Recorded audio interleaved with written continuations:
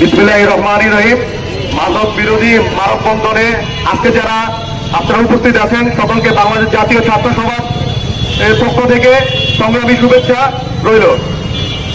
সংগ্রামী সাথী ও বন্ধুগণ, আজকে আমরা যে সময়টিতে এখানে দাঁড়িয়ে আছি, ঠিক এই সময়টিতে বাংলাদেশে প্রতিদিন মাদক বিক্রি হচ্ছে প্রায় 20 কোটি টাকার মতো, এবং কি এটা বাৎসরিক ভাবে সরকারি নিয়ম অনুযায়ী 7,300 কোটি টাকা ছাড়িয়ে যায়।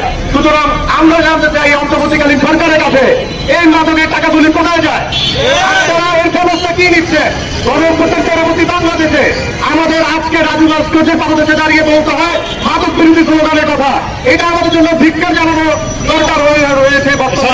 আমরা সুস্পষ্টভাবে বলে দিতে চাই, আপনারা অন্তর্বর্তীকালীন সরকার রয়েছে, এখন তো আওয়ামী লীগ গভর্নমেন্ট নাই, কিন্তু ইয়াবাবাদী তৈরি হচ্ছে কক্সবাজারে টেকনাফে।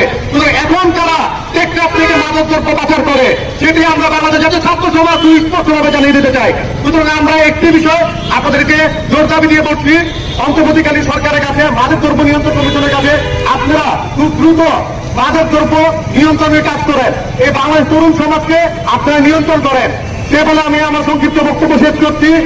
সবাইকে আসসালামু আলাইকুম।